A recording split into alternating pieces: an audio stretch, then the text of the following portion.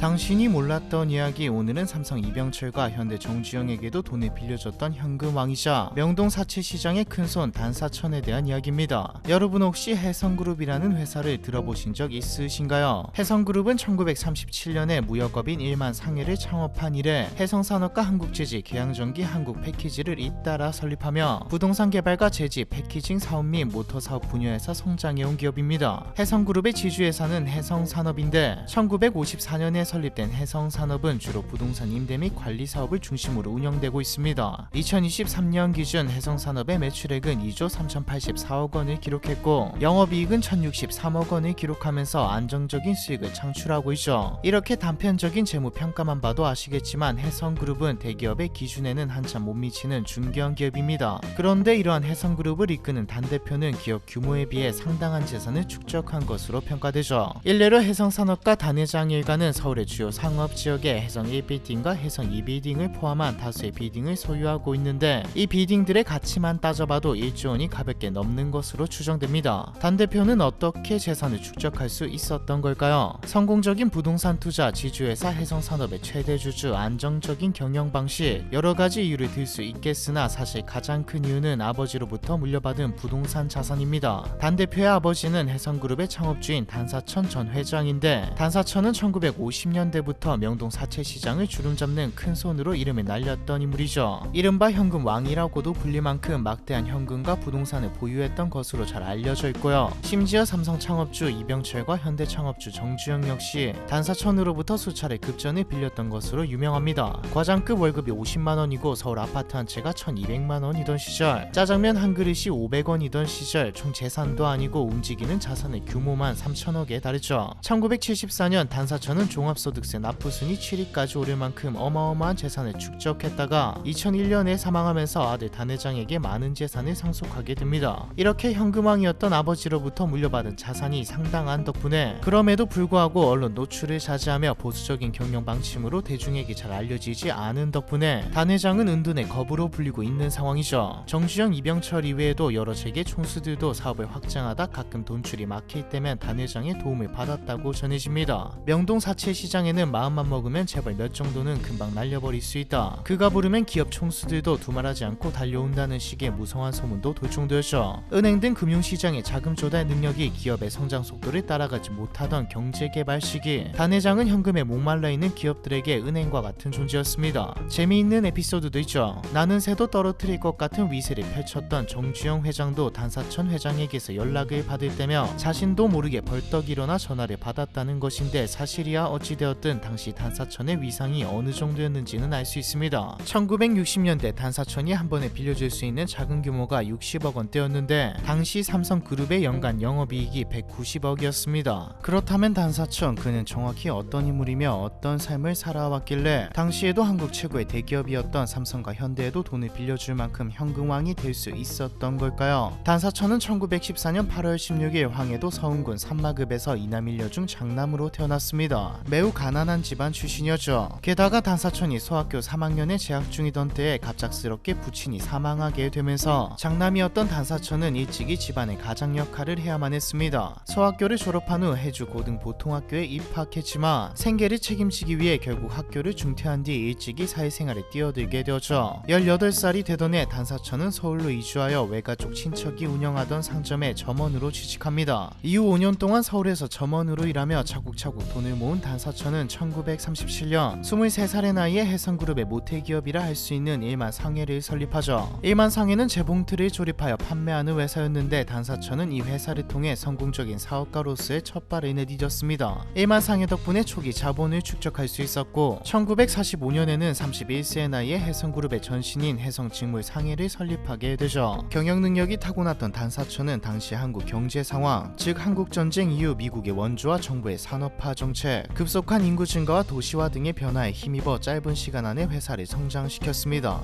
해성직물상해의 안정적인 수익을 기반으로 단사천은 1958년에 한국제지, 1977년에 계양전기 등을 차례로 설립하면서 사업을 확장하고 해성그룹의 기틀을 마련하게 되었죠. 이렇게 해성직물상해를 시작으로 여러 계열사가 설립되면서 해성은 점차 해성그룹이라는 기업 집단의 형태를 갖추게 되었습니다. 여기까지만 살펴보면 가난한 흑수저 출신 기업가의 성공시나 스토리 같지만 앞서 말했던 말했듯 단사천의 가장 큰 특징은 그가 현금 부자였다는 점입니다. 해성직물상해를 설립하여 자본을 축적한 단사천은 1950년대부터 명동 사채 시장에 진출했습니다. 보통의 당시 기업인들은 돈을 벌게 되면 다시 투자해서 사업을 넓히는 게 보통이었죠. 사업 다각화나 해외 진출 아니면 은행을 만드는 데 도전했지 사채 시장에 뛰어들지는 않았습니다. 모양새도 있고 자기가 잘하는 걸 하기 마련이기에 사업을 발전시키거나 펼치는 데 주력했던 거죠. 그래서 거들떠도 안 받지만 사실 사채 시장은 노다지였습니다. 개인이 혹은 소규모나 조폭들이나 하던 사채 시장에 기업 회장이 뛰어들었으니 결과는 어땠을까요? 말 그대로 장악했죠. 당시 한국은 경제가 급속도로 발전하면서 공식 금융기관만으로는 자금 수요를 충족시키기 어려운 상황이었습니다. 서울의 중심부에 위치한 명동에서 사채 시장이 발달한 이유이죠. 기업가들 역시 공식 금융기관만으로 자금을 충당하기는 어려웠기 때문에 명동 사채 시장을 이용했는데 삼성의 이병철과 현대 정주영, 롯데 신격호, 대우의 김우중 등 당시 국내 대기업의 총수들 대부분이 명동 사채 시장을 통해 자금을 융통했습니다. 단사천은 기업이 어떻게 굴러가는지 그리고 기업의 방향성이나 성장 가능성을 보는 눈도 있었고 다른 소규모 업체들과 규모 자체가 달랐죠. 기업가들이 단사천에게 몰리게 될 수밖에 없는 구조였습니다. 은행은 단사천만큼 큰 돈을 빌려줄 수 없으니 재벌들도 단사천을 함부로 대할 수 없었죠. 특히 대기업 중에서도 가장 공격적이게 사업을 확장하던 정주영은 건설과 중공업, 자동차와 같은 대규모 자본이 필요한 사업까지 함께하는 바람에 항상 자본에 쪼들렸습니다. 급전이 필요할 때마다 만약 월급날에 직원들에게 보낼 돈이 모자라기라도 하면 어김없이 단사천에게 돈을 빌렸다고 알려져 있죠. 재계의 전당포 역할을 하며 지하경제의 재벌로 성장하게 된 단사천은 1960년대 후반부터 납세 실적 상위자 명단에 자주 이름이 오를 정도로 막강한 재력을 자랑하게 됩니다. 1974년에는 종합소득세 납부순위 7위에 이름을 올리기도 했고요. 또 수출 주도형 경제 성장을 이루며 3조 호황을 누렸던 1980년대에 경제 규모가 본격적으로 팽창하자 단사천의 자금력도 함께 증가했고 하루에 유동 가능한 자금 규모가 약 3천억 원에 달했습니다. 단사천은 사채를 통해 축적한 자금을 바탕으로 계속해서 전국 요지의 부동산을 사들이며 재산을 불려나갔죠. 강남 테헤란로에 위치한 해성빌딩 2개부터 서초동의 송남빌딩, 중구 북창동의 해남빌딩, 성수동의 우영 테크노센터, 부산의 송남빌딩 등 현재 해성그룹의 주요 부동산은 대부분 단사천이 생전의 일군 자산으로 알려져 있습니다. 이렇게 모은 자금은 회사 경영에도 큰 도움이 되었습니다. 간혹 해성그룹의 실적이 나빠지거나 자금 회수에 문제가 생겨도 은행에 손을 벌리지 않아도 될 정도였죠. 물론 단사천의 사업이 언제나 성공적이었던 것은 아닙니다. 1953년에는 한국모방을 설립했다가 제일모직 같은 경쟁업체에 자리를 내주고 1960년에 사업을 접게 되었고 1982년에는 신한투자금융 설립에 참여했다가 뚜렷한 실적을 내지 못하고 얼마 안가 또 사업을 접었죠. 이후에는 사채 시장에서도 거의 손을 떼고 해성그룹의 지주회사인 해성산업과 그 밖의 다른 계열사들을 경영하는 일에 몰두했습니다. 2001년 8월 25일 오전 5시경 서울중앙병원에서 87세의 나이에 노안으로 사망할 때까지 단사천은 자신이 맨손으로 일군 기업을 지키는데 최선을 다한 것으로 알려져 있죠. 단사천의 아들 단대표가 이끄는 해성그룹은 안정적인 수익 구조를 가진 탄탄한 중견기업으로 성장했고요. 단대표 역시 은둔의 거부라고 불릴 만큼 아버지와 같이 가능한 미디어 노출을 피하고 조용히 회사 경영에만 집중하고 있습니다. 결론적으로 단사천은 아무도 나를 모르는데 돈을 많았으면 좋겠다는 꿈을 제대로 이룬 사람이 아닐까 싶네요.